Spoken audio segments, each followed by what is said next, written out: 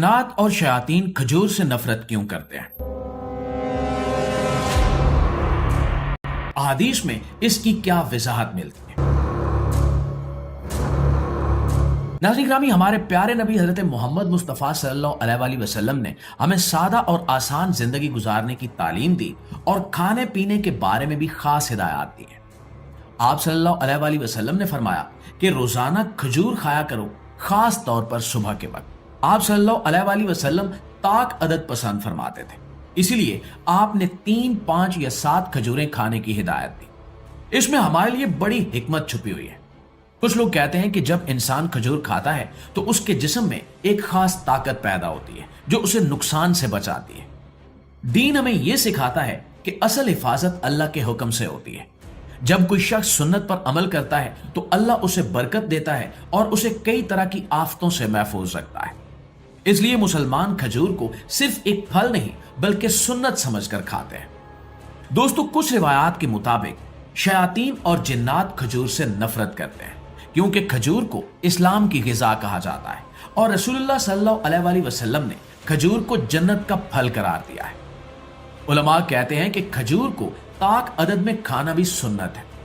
रसूलुल्लाह सल्लल्लाहु अलैहि वसल्लम को ताक अदद पसंद था, इसलिए इबादतों में भी ताक का जिक्र आता है, जैसे तवाफ के चक्कर और वितर की नमाज।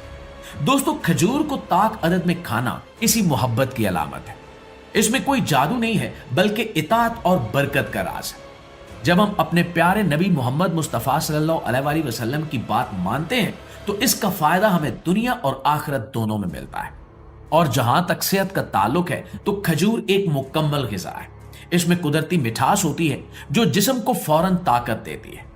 सुबह के वक्त चंद खजूरें खाने से दिन भर के लिए तवानाई मिलती है।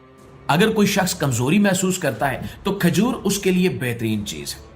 खून की कमी हो तो खजूर फायदा देती है क्योंकि इसमें आयरन और दूसरे जरूरी अज्जा होते हैं जो खून बनाने में मदद देते हैं। इसके लिए महंगी ग़िज़ाओं की जरूरत नहीं होती, सादा ग़िज़ा भी काफी हो सकती है। दोस्तों, बाज लोग कहते हैं कि जुफ्त अदद में खजूर खाने से शुगर हो सकती है।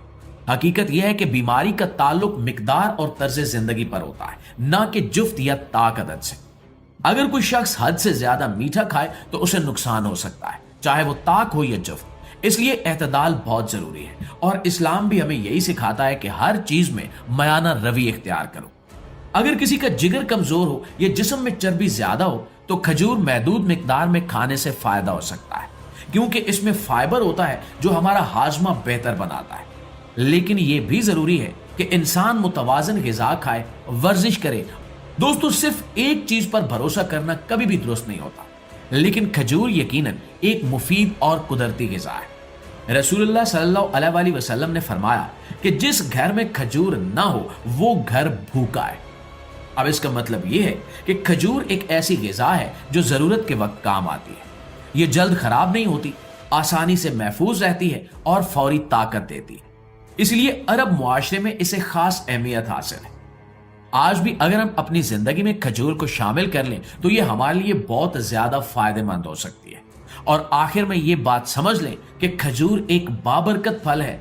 इसे सुन्नत समझकर खाएं, एतदाल के साथ खाएं और अपने अल्लाह पर भरोसा रखें। जिन्नात और शयातीन से बचने का असल जरिया ईमान, दुआ और जिक्र इलाही है, जबकि खजूर एक नेमत है।